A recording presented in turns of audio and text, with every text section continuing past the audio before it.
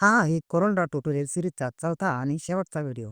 पहिल्या 3 व्हिडिओमध्ये राहिलेल्या संपूर्ण गोष्टी या व्हिडिओमध्ये घेण्याचा मी पूर्ण प्रयत्न केला आहे. या आधीचे 3 व्हिडिओज तुम्ही पाहिले नसतील तर आधी ते तिन्ही व्हिडिओज बघा व त्यानंतर हा व्हिडिओ बघा.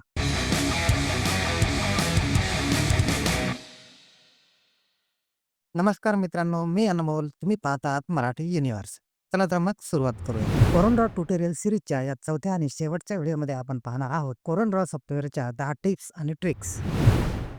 मित्रांनो, बऱ्याच वेळी टायटल किंवा एखादी टेक्स्ट लहान मोठे करत असताना कधी जास्तच कंडेन्स होऊन जाते, तर कधी जास्त एक्सपांड होऊन जाते. अशा वेळी ते टेक्स्ट पूर्ववत स्थितीमध्ये आणण्यासाठी ते सिलेक्ट करा व ऑब्जेक्ट मेनूमध्ये जाऊन ट्रान्सफॉर्मेशन वर क्लिक करा आणि क्लिअर ट्रान्सफॉर्मेशन यावर क्लिक करा.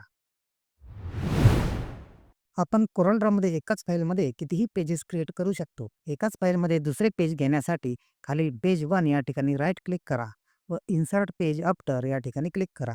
पहिल्या पानाच्या नंतर नवीन दुसऱ्या नंबरचे पेज तयार होईल. पहिल्या पानाच्या आधी नवीन पेज हवे असेल तर पहिल्या पानावर राईट क्लिक करून इन्सर्ट पेज बिफोर यावर क्लिक करा. म्हणजे पहिल्या पानाच्या आधी एक नवीन पेज तयार होईल. तसेच आपण प्रत्येक पेजला वेगवेगळे नाव सुद्धा देऊ शकतो. त्यासाठी ज्या पेजला आपल्याला नाव द्यायचं आहे त्या पेजवर राईट क्लिक करून रिनेम पेजवर क्लिक करा आणि आपल्याला हवं ते नाव द्या. अशा प्रकारे आपण सर्व पेजला आपल्याला हवे ते नाव देऊ शकतो. जर एखाद्या टायटलला आपल्याला वेगळा शेप द्यायचा असेल, त्यासाठी ते टायटल आधी सिलेक्ट करा. त्यानंतर इफेक्ट मेनूमध्ये जाऊन इन्व्हलप यावर क्लिक करा. आता या ठिकाणी ॲड न्यूवर क्लिक करा आणि खालील हवा तो ऑप्शन घ्या. आणि या ठिकाणी माऊसद्वारे आपण या टायटलला आपल्याला हवा तसा शेप देऊ शकतो. तसेच दोन्ही बाजूला सोबतच आणि सारखा शेप द्यायचा असेल तर कंट्रोल प्रेस करून ड्रॅग करा. तसेच या ठिकाणी ॲड प्रेझेंटमध्ये खूप शेप आहेत. यापैकी कोणताही शेप घेऊन आपण टायटलला त्या शेपप्रमाणे करू शकतो. आता आपण एम या शब्दाचा एक सर्कलमध्ये लोगो तयार करू. त्यासाठी ते सिलेक्ट करू आणि ॲड प्रेझेंटमध्ये सर्कल सिलेक्ट करून अप्लाय करू. आता लोगो सर्कल शेपमध्ये तयार झाला आहे. एखादी डिझाईन आपण तयार केल्यानंतर जर आपल्याला पी-डी-एफ करायची असेल, तर फाईल मेनूमध्ये जाऊन पब्लिश टू पी-डी-एफ या ठिकाणी क्लिक करा. त्यानंतर सेटिंग या ठिकाणी क्लिक करा व या ठिकाणी करंट पेज सिलेक्ट करा. त्यानंतर ओके करा आणि सेव्ह करा. अशा प्रकारे तुम्ही एखादे पेज किंवा सर्व पेजसुद्धा पी-डी-एफ करू शकता. तुम्हाला जर एखाद्या फोटोची ब्राईटनेस, कॉन्ट्रास्ट कमी जास्त करायचे असेल किंवा फोटोला थोडंफार एडिट करायचं असेल, तर तेही तुम्ही CorelDRAWमध्ये करू शकता. त्यासाठी फोटो सिलेक्ट करा. इफेक्ट मेनूमध्ये जा, ॲडजस्टवर क्लिक करा आणि इथे ब्राईटनेस, कॉन्ट्रास्ट, इंटेन्सिटी यावर क्लिक करा. या ठिकाणी तुम्ही इमेजला तुम्हाला हवं तसा लाईट डार्क करू शकता किंवा एडिट करू शकता. जर तुम्हाला एखाद्या इमेजमधील टेक्स्टला व्हेक्टरमध्ये ट्रेस करायचं असेल आणि त्या टेक्स्टला तुम्हाला हवा तो कलर देऊन हवा तो इफेक्ट द्यायचा असेल, तर तेही तुम्ही यामध्ये करू शकता. त्यासाठी आधी आपण Googleला जाऊन एक टेक्स्ट इमेज डाउनलोड करू. ही इमेज आहे. या इमेजमधील टेक्स्टला आपल्याला व्हेक्टरमध्ये ट्रेस करायचं आहे. त्यासाठी इमेज आपण सिलेक्ट करू आणि वरील ट्रेस बिटमॅप या ठिकाणी क्लिक करू. त्यानंतर क्विक ट्रेसवर क्लिक करू. ही इमेज ट्रेस झाली आहे. ट्रेस झालेली इमेज आपण बाजूला घेऊ. आणि त्याखाली एक बॉक्स ड्रॉ करू, त्याला ग्रे कलर देऊ. आता ह्या व्हेक्टरला आपण सिलेक्ट करू आणि वरील या आयकॉनवर क्लिक करून अनग्रुप ऑल करू. त्यानंतर टेक्स्टचा अतिरिक्त भाग आपण डिलीट करू.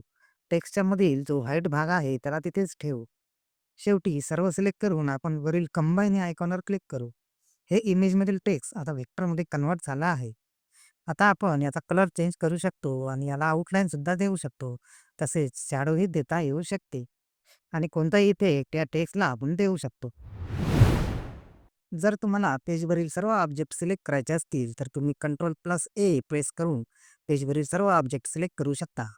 तसेच जर तुम्हाला काहीच ऑब्जेक्ट सिलेक्ट करायचे असतील, तर अशा प्रकारे माऊसने ड्रॅग करून तुम्ही काहीच ऑब्जेक्ट सिलेक्ट करू शकता. तसेच एकापेक्षा जास्त ऑब्जेक्ट सिलेक्ट करायचे असतील, तर त्या ऑब्जेक्टवर शिफ्ट प्रेस करून क्लिक करा.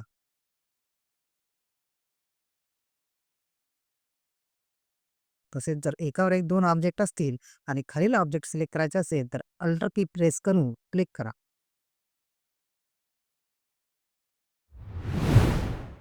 CorelDRAWमध्ये कोणतीही इमेज इम्पोर्ट करायची असेल तर आपण ड्रॅग अँड ड्रॉप करून सुद्धा इम्पोर्ट करू शकतो. त्यासाठी माऊसने त्या इमेजवर लाँग प्रेस करून ठेवा आणि माऊस CorelDRAW आयकॉनवर न्या. CorelDRAW ओपन झाल्यानंतर माऊसला स्क्रीनच्या मध्ये घेऊन प्रेस केलेली क्लिक सोडून द्या. मित्रांनो, कोणताही टूल घेण्यासाठी आपण नेहमी माऊसने क्लिक करण्याची गरज नाही. कारण सर्व महत्त्वाच्या टूल्सला शॉर्टकट आहे. म्हणजे तुम्हाला शेप टूल घ्यायचा असेल तर F10 प्रेस करा. झूम टूल घ्यायचा असेल तर Z प्रेस करा. तसेच फ्री हँड टूलसाठी F5, रेक्टँगल टूलसाठी F6, एलिप्स टूलसाठी F7, पॉलिगॉन टूलसाठी Y आणि टेक्स्ट टूलसाठी F8 प्रेस करा. तसेच नेहमी लागणारा ॲरो म्हणजे पिक टूल घेण्यासाठी Ctrl+ स्पेस प्रेस करा.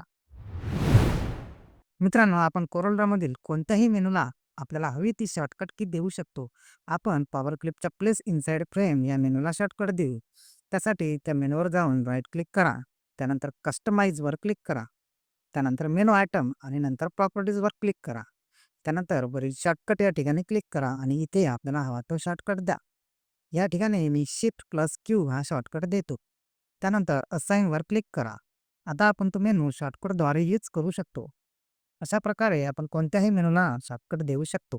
मित्रांनो, कोरलड्रॉ ट्युटोरियल सीरीजचा चौथा आणि शेवटचा व्हिडिओ या ठिकाणी संपला आहे. या 4 व्हिडिओच्या सीरीजमध्ये मी कोरलड्रॉबद्दल शक्य त्या गोष्टी तुम्हाला शिकवण्याचा पूर्ण प्रयत्न केलेला आहे. कोरलड्रॉ शिकण्यासाठी प्रॅक्टिस खूप महत्त्वाची आहे हे लक्षात ठेवा. तुम्ही हे व्हिडिओज बघून रेग्युलर प्रॅक्टिस करा आणि काम करत राहा. मी खात्रीने सांगतो की तुम्ही 3 ते 6 महिन्यापर्यंत रेग्युलर 2 ते 3 तास प्रॅक्टिस कराल तर कोरलड्रॉमध्ये नक्कीच मास्टर बना. आता ही सीरीज संपलेली आहे. तरी सुद्धा तुम्ही तुमच्या अडचणी, प्रश्न कमेंटमध्ये नक्की विचारा. मी प्रत्येक कमेंटला रिप्लाय देण्याचा नक्की प्रयत्न करेन. तसेच आवश्यक असल्यास एखाद्या टॉपिकवर अतिरिक्त व्हिडिओ सुद्धा तयार करेन. मित्रांनो, व्हिडिओ आवडला असेल तर लाईक करा आणि ज्यांना या व्हिडिओची गरज आहे त्यांना शेअर करा. चॅनलला सबस्क्राईब केले नसेल तर तेही करून घ्या, कारण या चॅनलवर जे तुम्हाला मिळेल ते नक्कीच तुमच्या उपयोगी पडेल. मित्रांनो, तुम्हाला पुढील वाटचालीसाठी खूप खूप शुभेच्छा.